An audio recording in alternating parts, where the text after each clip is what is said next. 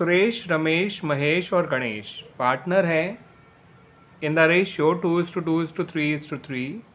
उनकी balance sheet on 1 अप्रैल 2016 कुछ इस तरह से है। कैपिटल्स गिवन है, सुरेश की 1 लाख, रमेश की 1,50,000, महेश की 2 लाख और गणेश की है 2,50,000। उसके अलावा वर्कमैन कंपनसेशन रिजर्व है 75,000, सन्ड्री क्रेडिटर्स हैं 1,70,000 और टोटल है 9,45,000। एसेट साइड में फिक्स एसेट है 6 लाख और करंट एसेट है 3,45,000 और टोटल है 9,45,000। ठीक है बच्चों, इन लोगों ने डिसाइड किया कि आगे से ये लोग प्रॉफिट शेयर करेंगे आपस में इन द रेशियो 1:1:1:1 यानी इक्वली। और उस दिन फर्म की गुडविल वैल्यू करी गई 90,000। वर्कमैन कंपनसेशन रिजर्व के अगेंस्ट जो क्लेम है वो ₹1 लाख का है, जबकि रिजर्व 75,000 का है। ठीक है, यानी जो एक्स्ट्रा क्लेम है वो आपको रिवोल्यूशन अकाउंट में शो करना पड़ेगा बच्चों। और साथ साथ कहा है जो फिक्स एसेट है 6 लाख की उन्हें 10% डेप्रिशिएट करना है, यानी कम करना है। उसके अलावा एक पॉइंट और कहा है कि पार्टनर्स के कैपिटल अकाउंट को न्यू रेशियो के अकॉर्डिंग एडजस्ट करना है और जो भी एडजस्टमेंट है वो कैश लाके या निकाल के करना है।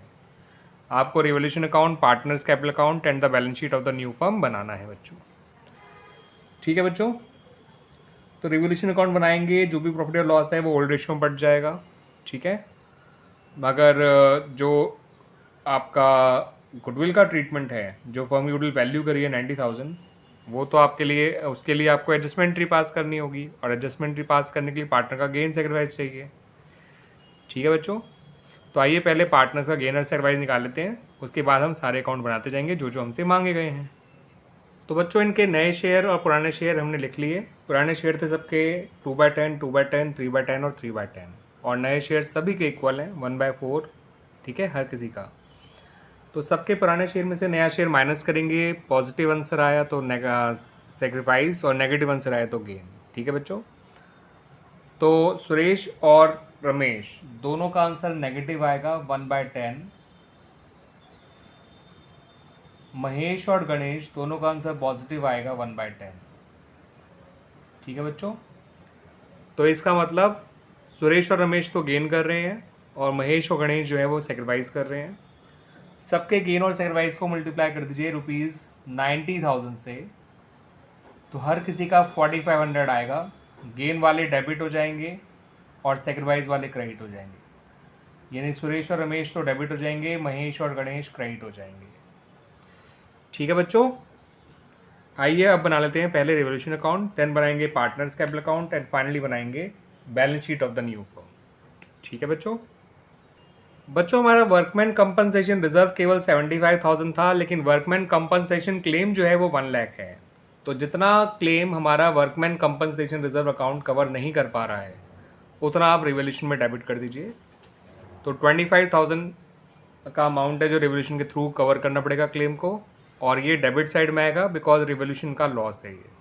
उसके अलावा हमें कहा था फिक्स एसेट को 10% डेप्रिशिएट करना है, वो 6 लाख की थी, 10% डेप्रिशिएट करेंगे तो 60,000 आ जाएगा, वो भी हमारे लॉस है, तो वो भी डेबिट साइड में आएगा रिवोल्यूशन अकाउंट के। और कोई पॉइंट नहीं है रिवोल्यूशन का बच्चों, तो हमारा ओवरऑल लॉस हो गया 85,000 और इस 85,000 के लॉस को इन चारों पार्टनर्स में बांट दीजिए इन देयर ओल्ड रेशियो जो कि है 2:2:3:3।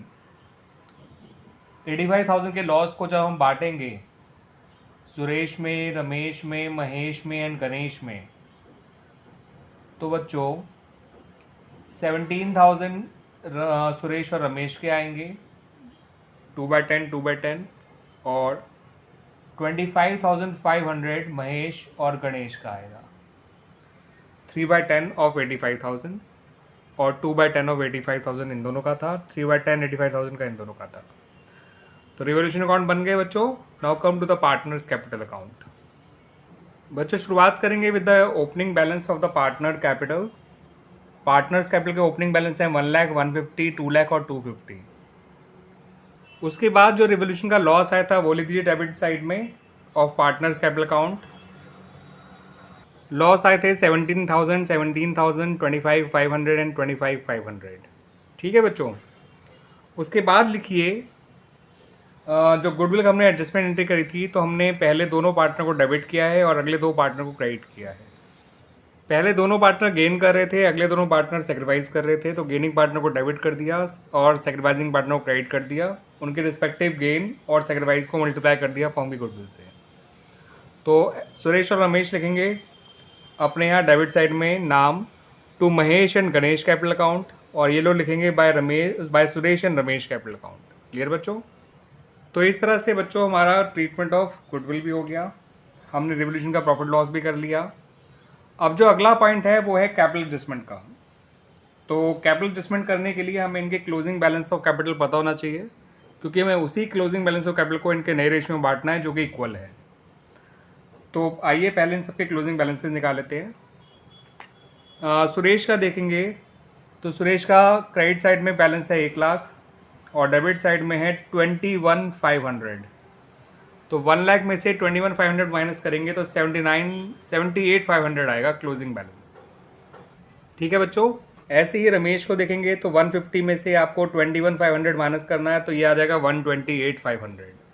महेश का देखेंगे तो क्रेडिट साइड में आ रहा है 2,04,500 और उसमें से हमें माइनस करना है 25,500, यानी एक तरह से 2,04,000 में से आपको 25 कम करना है। 500 से 500 तो कैंसिल हो गए, यानी 1,79,000 आएगा महेश का क्लोजिंग बैलेंस।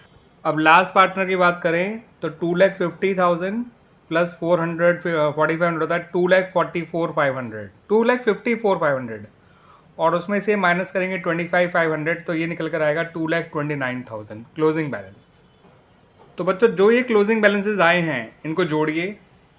ठीक है बच्चों? और जोड़ने से पहले काम करेगा, इनके कैपिटल अकाउंट को रीओपन कर लीजिएगा। यहाँ लिखा है टू बैलेंस कैरिड डाउन, यहाँ लिख दीजिएगा बाय बैलेंस ब्रॉट डाउन। अब इन चारों बैलेंसेस को जोड़ लीजिए बच्चों, ऐड कर लीजिए।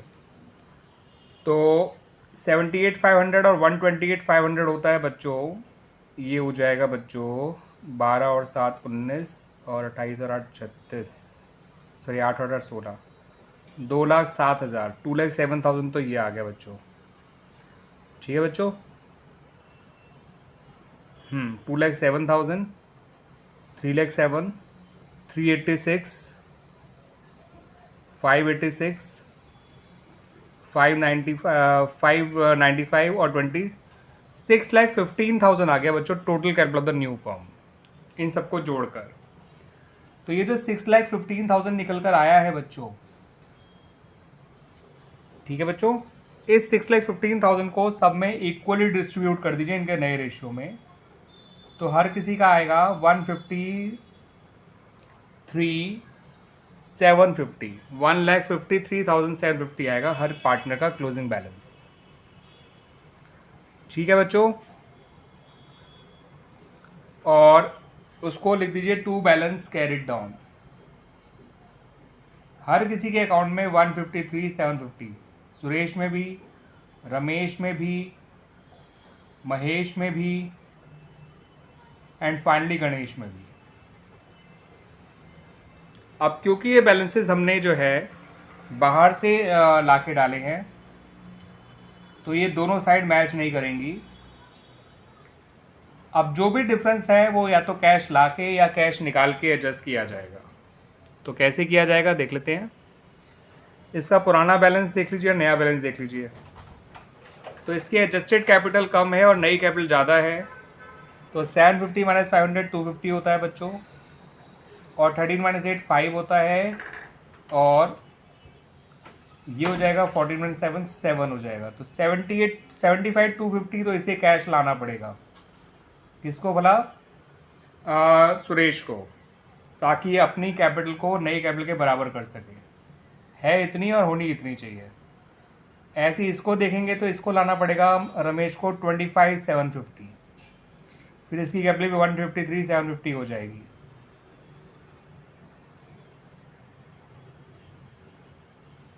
तो सुरेश और रमेश को तो कैश लाना पड़ा। अब जरा इनको देख लेते हैं। महेश को, महेश का पुराना कैपिटल ज़्यादा है नए से, तो वो पैसा विड्रॉ करेगा। यहाँ लिखिए टू कैश अकाउंट। 1000 माइनस 750 होता है 250, और 78 माइनस 53 होता है आपका बच्चों 25। 25,250 ये निकाल लेगा। ठीक है बच्चों, अब दूसरा पार्टनर कितना निकालेगा वो देख लेते हैं। यहाँ पे 250 था बच्चों, 25250, ठीक है, ये गलती से लिख दिया गया था 750, तो रमेश को भी 25250 ही लाना है।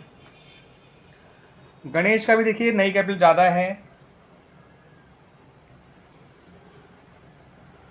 ये है 229, सॉरी नहीं पुरानी ज़्यादा है 2,29,000 और ये है 153,750, और ये अमाउंट यहाँ लिखी गई, यहाँ 25250 महेश के नीचे। गणेश को भी लाना पड़ेगा, निकाल के जाएगा 75250। तो शुरू के दो पार्टनर्स को तो पैसा लाना पड़ा बिकॉज उनकी नई कैपिटल पुरानी से ज़्यादा है, और बाद के दो पार्टनर्स को कैश लेके जाना पड़ा बिकॉज उनकी नई कैपिटल पुरानी कैपिटल से कम है। तो जितना डिफरेंस है ये लोग लेकर आए और डिफरेंस जितना है ये लोग लेकर गए। यहाँ 179 लिखिएगा, यहाँ पे 229 लिखिएगा। तो जिनकी पुरानी ज़्यादा है उन्होंने कैश विड्रॉ कर लिया, जिनकी नई ज़्यादा है उन्होंने कैश लाना पड़ा। अब एक चीज़ और देखिए, जितना कैश आया उतना ही गया है। 1,05,000 आया है कैश, 1,05,000 कैश गया है, तो आपका बैलेंस शीट के कैश पे कोई फर्क नहीं पड़ेगा। एंड कैश पे कोई फर्क नहीं पड़ेगा तो इसका मतलब जो बैलेंस में करंट एसेट दे रखी है उन पे भी कोई फर्क नहीं पड़ेगा, because cash is a part of current assets. ठीक है बच्चों, आइए बना लेते हैं बैलेंस शीट। बाकी तो क्लियर हो गया ना बच्चों ये। तो बच्चों जो हम बैलेंस शीट तो न्यू फॉर्म बनाएंगे तो कैपिटल जो है सबकी नई लिखी जाएंगी, सुरेश, रमेश, महेश और गणेश की। तो आइए पहले इनकी नई कैपिटल लिख लेते हैं जो कि 153,750 सभी की है। कैपिटल लिख ली बच्चों। अब वर्कमैन कंपनसेशन रिजर्व तो क्लोज हो चुका था, वो तो नहीं आएगा, लेकिन वर्कमैन कंपनसेशन क्लेम जरूर आएगा बच्चों। ठीक है बच्चों, पूरा 1 लाख का जितना क्लेम था। क्रेडिटर्स में हमने कोई चेंज नहीं किया तो संधि क्रेडिटर्स उतने ही आएंगे बच्चों, 1,70,000, और कुछ नहीं आएगा आपको लायबिलिटी साइड में बिकॉज कोई और नई लायबिलिटी आई नहीं है। एसेट साइड में आपका जो फिक्स्ड एसेट है बच्चों, फिक्स्ड एसेट्स वो वैसे थे 6 लाख, उसमें से 60,000 कम कर दीजिए तो ये आएंगे 5,40,000। सही है बच्चों। करंट एसेट में कोई फर्क नहीं पड़ा क्योंकि कैश जितना भी आया था उतना ही गया था, तो 3,45,000 ये आ जाएगा। टोटल दोनों साइड का बराबर होना चाहिए। आइए देख लेते हैं। 615, 715, 815 और 70 होता है 885। The total of liability side is 885, और एसेट साइड को भी चेक करेंगे तो वो भी 885 ही आ रहा है। 5 और 3 8, और 40,000 प्लस 45,000 इज 85,000। तो ये हमारा बच्चों कंप्लीट हो गया बैलेंस शीट। क्लियर बच्चों। और बैलेंस शीट के साथ साथ हमारा ये क्वेश्चन भी कंप्लीट हो गया है। This is question number 33 of the book T.S.. Grewal. Chapter is change in profit sharing ratio, और जो एडिशन मेरे पास बुक का है बच्चों वो 2023 है।